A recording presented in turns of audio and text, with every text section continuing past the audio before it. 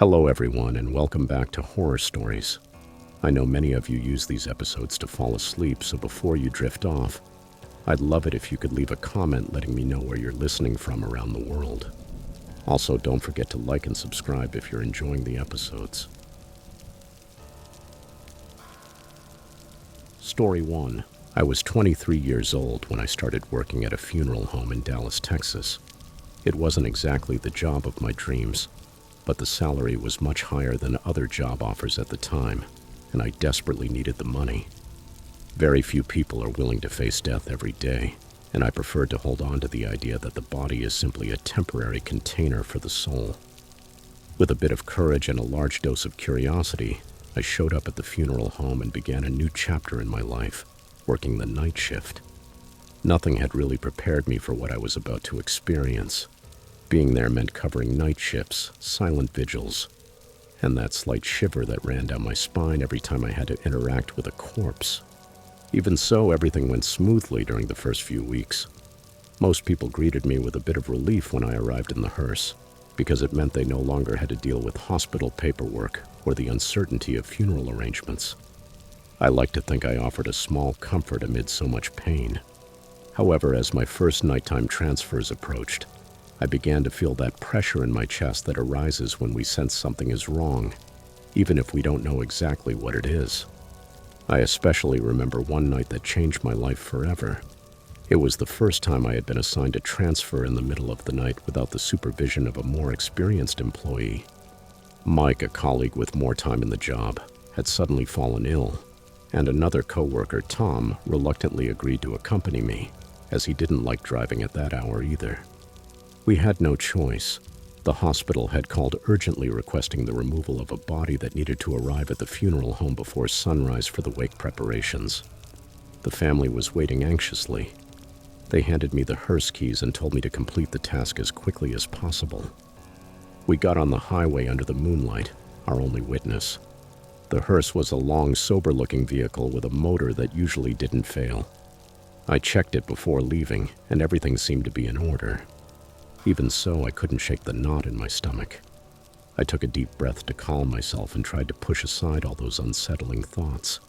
Anxiety, curiosity, and a faint fear of the unknown. When we arrived at the hospital, the staff barely looked at us. It was clear they had spent the night dealing with emergencies and mountains of paperwork. They pointed us to the room where the deceased was located. A man in his 40s who, according to the report, had suffered a massive heart attack. Without much ceremony, we signed the necessary documents and prepared the body on a stretcher to take it to the vehicle. It was at that moment that reality hit me hard. That strange feeling of carrying someone who, just hours earlier, had been alive. He no longer breathed, no pulse, no consciousness. I tried to see everything from a practical perspective, but I couldn't avoid that piercing unease that made me look around, as if expecting the body to suddenly move. We carefully closed the back doors of the hearse and began the return to the funeral home. It was around 3 a.m, the darkest and quietest hour of the day. There was almost no traffic. In the distance, the engine of a truck could be faintly heard. Tom in the passenger seat said nothing. He nervously played with a small flashlight that he kept pulling out and putting back into his shirt pocket. I kept my eyes fixed on the road, trying not to overthink. The trip should have been short, but that night it felt endless. The streetlights barely illuminated anything, and some flickered, leaving us in stretches of shadow. It was like being trapped in a nightmare we couldn't wake up from.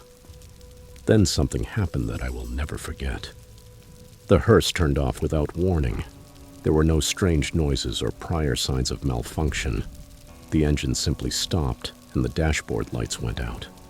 I carefully hit the brakes to avoid crashing. Tom whispered, asking what had happened. I checked the dashboard and turned the key several times, but it didn't respond. I turned it off completely and tried again. Nothing. Tom immediately got out to check under the hood, thinking the engine had overheated. But when he lifted it, everything looked normal. There were no loose hoses, no broken cables, no clear reason for the vehicle to have stalled. We stood there in the middle of that deserted road, feeling the cold night air creeping into our bones. That was when I had the sensation that something was watching us from the darkness. Out of the corner of my eye, I thought I saw a figure in the back seat, a shadow sitting there. But I knew that in the back, there was only the casket and the transport equipment. I tried to convince myself that it was just tricks of the mind, deceptive shadows that become more disturbing when you're nervous. But I didn't have time to dwell on it because a loud thud echoed from the back of the vehicle. A clear, firm knock as if someone inside had hit the door. I froze. There was no possible way that dead man could move. And yet the knock had been real. Tom looked at me with wide eyes, and for a few seconds we just stood there, frozen, not knowing what to do. We circled around the vehicle with the flashlight, checking if something had come loose, if the casket had shifted. But everything was in place. The corpse remained still inside. How could we explain that sound? We inspected every corner with the light but found nothing out of the ordinary, only our own faces reflecting growing fear. We returned to the front seats, breathing heavily. I tried to start the engine again, and this time, to our amazement, it started without issue. The dashboard lights came on as if nothing had happened, as if the system had taken an inexplicable pause and then decided to return to normal. I turned on the headlights and cautiously resumed the journey, hoping we wouldn't stall again. Tom, trembling, held the flashlight in his hand and occasionally aimed it toward the back, just to make sure nothing was moving there. We continued down the empty avenue, my heart pounding so hard I could almost hear it in the silence of the night. I tried to focus solely on getting to the funeral home, delivering the body, and forgetting this terrifying experience. But a deeper fear was growing inside me as we got closer. That's when I noticed a strange smell, as if there were wilted flowers inside the hearse, a mixture of formaldehyde and decaying petals that made my stomach churn. I looked at the clock. It read 3:22 a.m., that time so many urban legends claim is particularly sinister. I swallowed hard and kept driving. Without warning, something shifted in the back.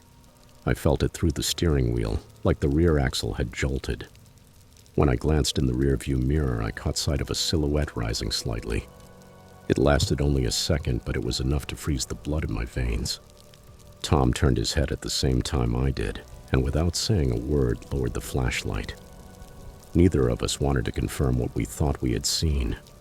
We didn't want to face the possibility that there was movement inside the casket. We continued in silence, and the road to the funeral home seemed to stretch forever, like we were trapped in a loop. The same streets, the traffic lights blinking amber, no other vehicles in sight. The city seemed possessed by an unsettling calm. We passed by a dark park, completely empty at that hour. A few swings were swaying gently in a cold breeze. That image gave me chills. The atmosphere grew denser, heavier. Everything felt too real to be just coincidence. Suddenly, I felt the hearse tilt slightly to the right, as if something very heavy had shifted in the back. I instinctively braked to avoid losing control of the vehicle. The tires screeched down the empty street. This can't be happening, I thought, feeling terror rise from the base of my neck down to my feet. I pulled over immediately to check what was going on. When we reached the back, we noticed the casket lid had slid open just a few centimeters. It was a small change, but clearly it was partially open. One of the small metal latches had come undone. With trembling hands, we repositioned the lid, making sure the body was still in the same position. And there it was, lifeless, stiff from rigor mortis. However, in the faint light of the flashlight, I could swear the expression on his face had changed. I felt like his eyes were slightly open. Or maybe my mind was playing tricks on me. I pressed the lid down firmly while Tom helped secure it. We closed the hearse doors and returned to the front seats without saying a word. Speaking of it felt like inviting something worse. This time the vehicle started up without a problem. I drove faster, not caring if we broke the speed limit. The only thing we wanted was to arrive and rid ourselves of that body and the unsettling energy that seemed to come with it. But as I sped up, a soft knocking sound began from inside. Knock, knock, knock. It wasn't as loud as the first hit, but it was steady, like someone gently knocking from within. Tom and I looked at each other in horror. We didn't say anything, but his face confirmed that he was hearing it too. That persistent knocking followed us for several minutes until we reached the funeral home gate. The large metal door was closed, so I got out to open it, feeling a cold gust slice through my skin, as if the night itself was pushing us inside. I returned to the driver's seat and pulled into the garage. As soon as we turned off the engine, the knocking stopped. We stayed in complete silence for a few seconds, waiting for something else to happen. But nothing did, only the echo in that empty space. Nervous and exhausted, we opened the back doors to take out the stretcher. The casket was there, seemingly sealed tightly. It was as if everything we experienced on the road had just been a bad dream. But the atmosphere was still heavy, suffocating. A flickering bulb cast long shadows that moved with our shaky breaths. Very carefully, we slid the casket out of the vehicle and placed it on the stretcher. Then we rolled it toward the prep room. The air was saturated with disinfectant, formaldehyde, and wilted flowers. I felt a knot in my stomach as I remembered that same smell during the ride. Tom excused himself to go to the bathroom. He couldn't take the tension anymore. He left me alone for a few moments. During that brief time, I stood there watching the casket. I tried to convince myself that everything had a logical explanation. I decided to check the lid's latches one more time. I leaned in, and then I heard it. A soft creak, barely perceptible. I held my breath and brought my ear closer. That's when I felt it. Something moved inside. It was a faint rustling, like fingers brushing the inside of the lid. I couldn't take it anymore. I flung the casket open, bracing myself to see the impossible. And what I saw chilled me to the bone. The corpse was still there, but one of his arms was no longer in the same position. It had shifted slightly to the right. His eyes were open, staring into nothingness. My entire body went numb. I wanted to scream, but my throat closed up. I stumbled back a few steps, paralyzed. There was no way that man could be alive. His stiffness was obvious, yet the position of his arm defied all logic. At that moment, I heard footsteps in the hallway. Tom was coming back. I quickly closed the casket, my heart pounding. I don't know if he noticed how pale I was, but I muttered some excuse to cover it up and tried to act normal. We left the casket in the prep room awaiting the embalmer. We locked the door as if that could also trap any dark energy still lingering there. Before going home, I had to write the report on the night's incident. I avoided any mention of the supernatural. I only noted a small issue with the casket lid. My boss, an older man hardened by years in the profession, read the report silently. When he got to the part about the Hearse failure, he looked at me intently and asked if I believed in strange occurrences. I shook my head, unwilling to go into detail. He nodded as if understanding I wasn't ready to talk. That early morning back in my room, I couldn't sleep. Every time I closed my eyes, I relived the sound of the knocks on the hearse and the image of the corpse's arm out of place. I had the feeling that if I let my guard down, something would knock on my door or sit at the foot of my bed. I spent the rest of the night wide awake, my mind flooded with confusing images and the fear growing with every heartbeat. The next morning, I returned to the funeral home to finish my tasks. I was informed that the wake would take place that very day. The deceased's family arrived, their faces marked by grief and confusion, having no idea what had occurred just hours earlier. To them, we had simply done our job. The chapel was decorated with white flowers and a crucifix meant to bring some peace to the room.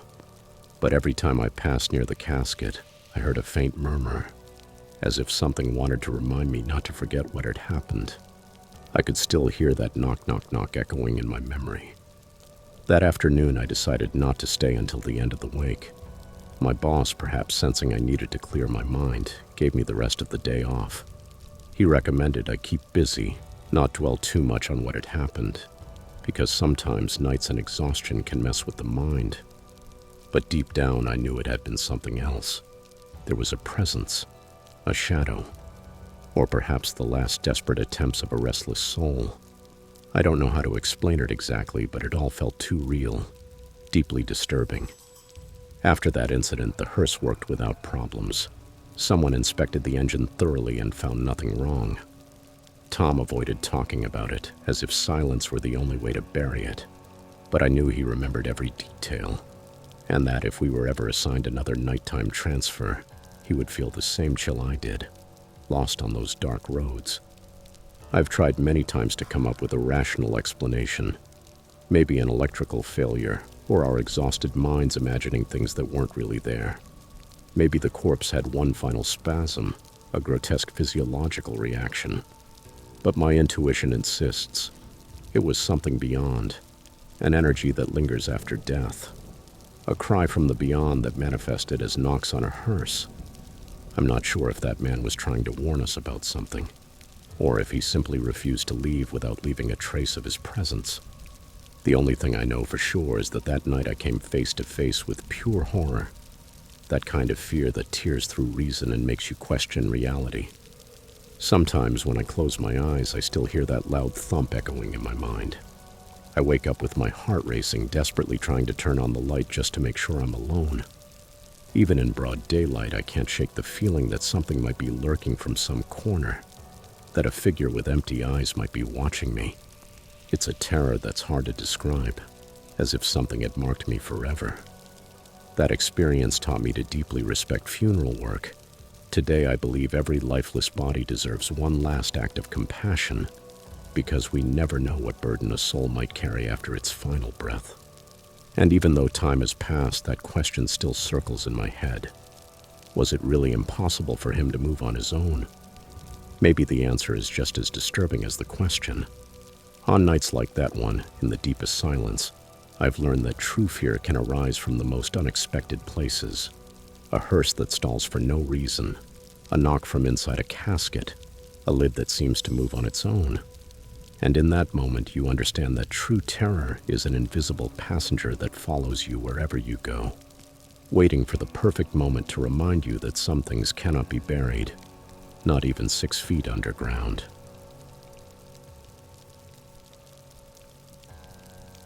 Story 2. It was the year 1998 in Houston, Texas. I was 28 years old and worked as a hearse driver for a small family-run funeral home in the city.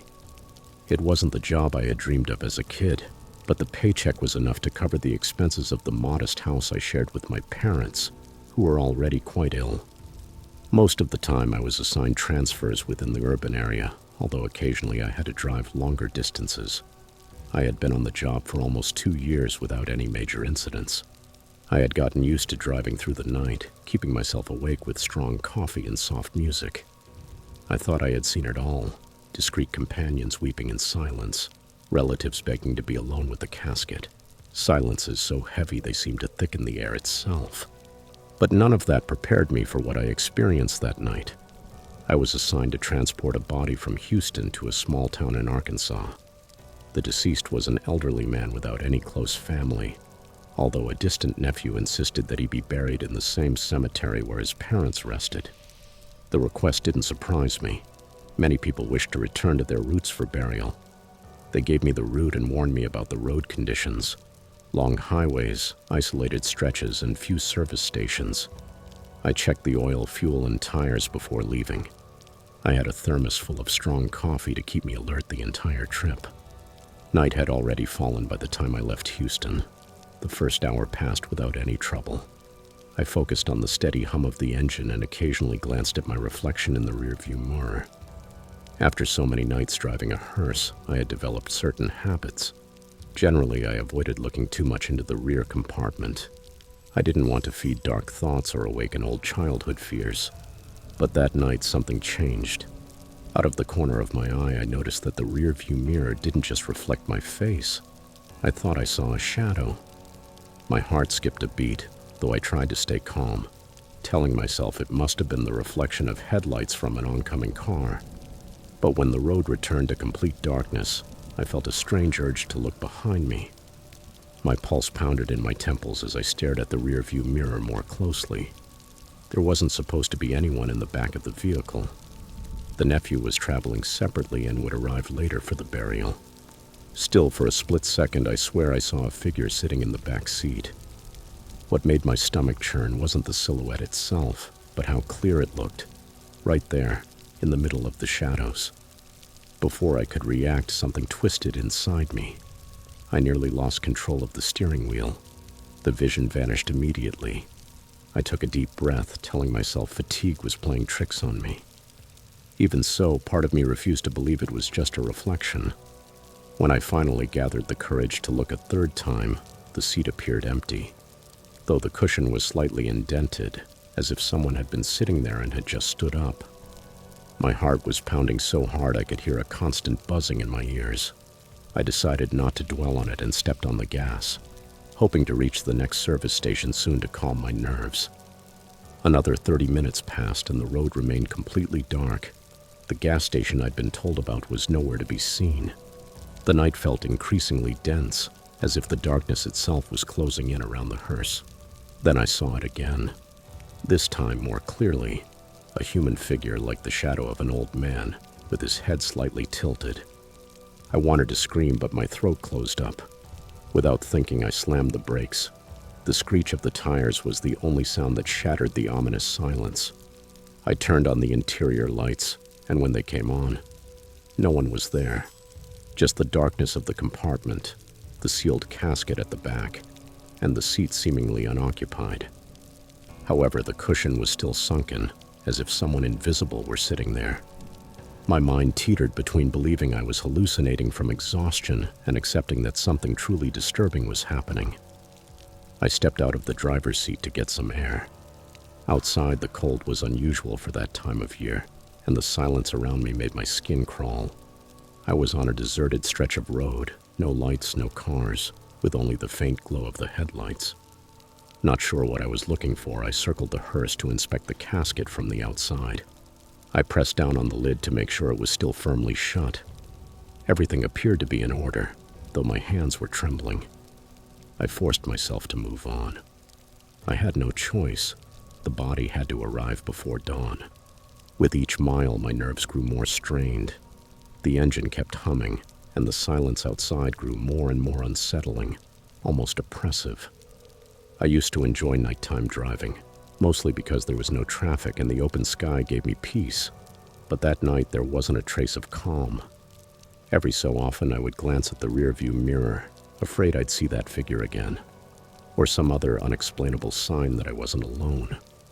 Eventually I pulled over to check the map. In 1998 we didn't use modern GPS, just a paper road atlas. I was trying to locate the gas station I'd been told about, but between the anxiety and exhaustion, everything looked confusing. I lit a cigarette, a habit my father used to have during tense moments, despite always warning me not to pick it up. That night I felt I had no other option. I took the first drag and looked through the side mirror, through the rear window, and suddenly I was certain someone was moving inside the vehicle. My heart hammered in my chest. I threw the cigarette to the ground and cautiously approached to open the hearse's rear door.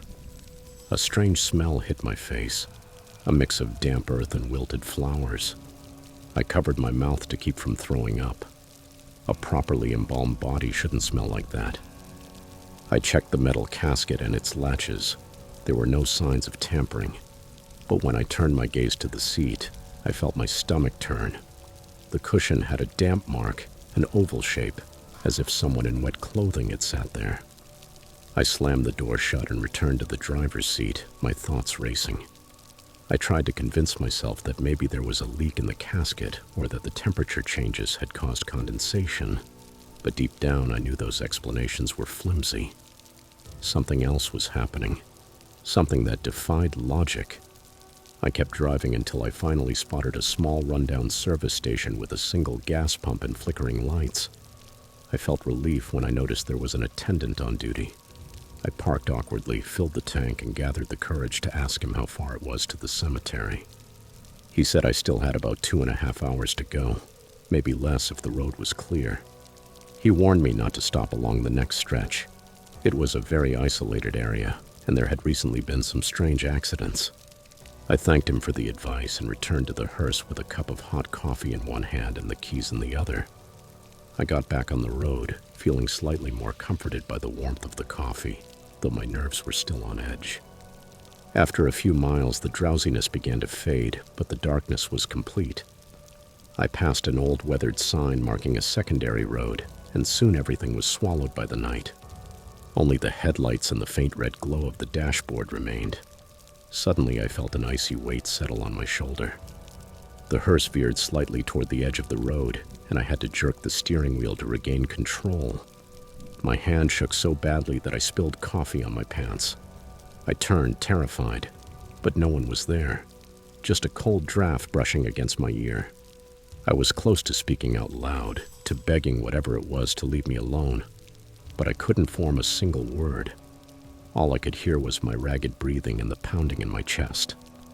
I closed my eyes for a couple of seconds, then focused back on the road, clinging to the steering wheel like it was the only thing keeping me from sinking into that nightmare.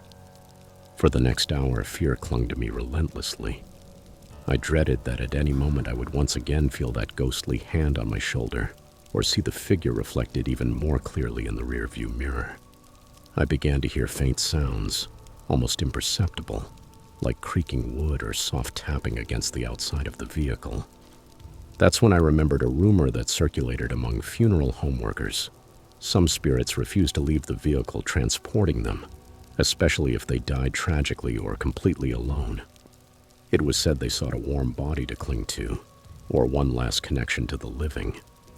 I always thought it was nonsense until that night. I reached the small town around 3 a.m. Silence reigned. The empty streets, lit by old lampposts, looked like part of a ghostly stage set. The few houses I passed appeared to be in a deep sleep. No one was expecting me at the funeral home. My only task was to drop off the body. An employee would arrive at dawn to open the cemetery. From the street, I could see the iron gate of the graveyard swaying slightly in the wind. I parked next to the building and turned off the engine. For a moment, I sat still, observing my surroundings. Fatigue weighed on me, but my mind was on high alert. Finally, I got out of the vehicle and walked toward the funeral home's entrance.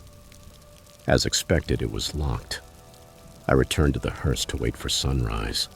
The silence was suffocating, and the nearest street lamp flickered dimly. I stayed in the driver's seat, not daring to turn on the interior light, as if afraid that doing so would make the things haunting me more visible.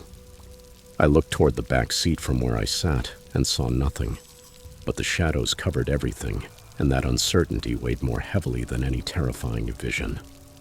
A cold draft slipped in through a small crack in the window, a strange chill for that time of year in Texas. I rolled the window up, but the shiver had already taken hold of my body. For a moment, I closed my eyes and rested my forehead on the steering wheel, thinking of my mother and the prayers she used to say before bed. I searched my pockets, hoping to find something comforting, a keepsake, a charm, but all I found were my keys and a lighter. Desperate, I kept repeating in my head that this was just the result of exhaustion, work stress, and an overactive imagination. But when I opened my eyes, I saw something that made me tremble. On the windshield, right in front of the passenger seat, there was a foggy spot, as if someone had breathed heavily onto the glass from the inside. I blew hard on the window to see if it had been me, but my breath left a different pattern. The first mark was still there, stubborn, fixed near the seat. Then, little by little, a faint shape began to form, like a wrinkled hand pressing against the glass from the other side. A wave of panic overwhelmed me so intensely that I felt dizzy. My head ached, and I realized I was crying silently, tears born from pure terror. The fog spread across the windshield, and I heard a barely audible whisper, like a restrained groan. There was no one else around. No lights turned on in nearby houses. No one came to rescue me from this nightmare. Desperate, I turned the ignition key, and this time, the engine roared to life. I let out a small sob of relief as the hearse finally responded. I backed up a few feet, my heart beating so hard I thought it would burst. But I couldn't leave the casket out on the street. I had to do my duty and leave it at the funeral home. I forced myself to act. I stepped out of the vehicle again and opened the hearse's rear door. My hand was shaking as I touched the handle, and the moment I looked inside, I heard a sharp knock from within the casket, as if something had tapped from the inside. I let go of the door and jumped back, overtaken by a tremor that shook my whole body. I couldn't bring myself to open the casket. I ran to the side entrance of the funeral home and found it slightly ajar. I rushed in, clutching the keys tightly in my hand. An emergency light cast faint shadows down the narrow hallway, where I stopped, trying to catch my breath. I told myself I would wait there until the funeral home staff arrived. I didn't want to spend another minute inside that hearse, feeling like something invisible was mocking my sanity. I collapsed into a worn-out chair in the hallway, my heart pounding. I counted the seconds. Every heartbeat reminded me I was still alive, that I hadn't completely lost my mind. Outside, everything remained dead silent, interrupted only by the occasional creak of something I couldn't identify. I was convinced that at that very moment someone or something was lingering near the hearse. Finally, dawn arrived. I heard footsteps and the voice of the funeral home worker, who asked why I had arrived so early and why I looked so pale. I barely managed to mutter that I was just here to drop off a body. The man was kind. He opened the main door and called an assistant to help with the casket. I stayed near the entrance, unwilling to go back outside. I watched as they opened the back of the vehicle without issue and removed the casket. They didn't notice anything unusual, except for a faint, unpleasant smell they blamed on a poor embalming process. My hand trembled as I signed the paperwork. I slipped away to the bathroom to wash my face, afraid even to look at my own reflection, as if something might be standing behind me. When I came back, the hearse was already empty. It looked exactly the same as always. No marks on the seat, no fog on the glass. The attendant thanked me for the service and offered me a small room to rest in. I declined. I just wanted to get away from that place. I said goodbye without giving further explanation and drove to a nearby motel. I parked the hearse in a corner of the lot and asked for a basic room. I collapsed onto the bed, still trembling, unable to sleep because the memory of that figure, the fogged-up windshield, and the sunken seat wouldn't leave me alone. Every time I closed my eyes, I felt like someone was sitting beside me, as if they had never really left. That night, I understood that driving a hearse isn't just a grim job. Sometimes it's a doorway to the unknown. The most disturbing part is knowing that some presences cling not only to a body or a casket, but to the faint hope of being noticed, of not being left alone forever. Since then, I've never looked at a rearview mirror the same way. Every time I drive down desolate roads, that silhouette comes to mind, and that marked seat. Because I've learned that some journeys carry far more than a lifeless body. In the darkness, things move that we can't fully understand. And ever since that night, no matter how calm things may seem, I can't sleep without thinking about everything we don't see, everything that lurks when the world is swallowed by shadows. And I know that the next time I have to transport a casket in the middle of the night, no matter how hard I try to avoid it, I'll always be waiting for that back seat to sink again, reclaiming its place.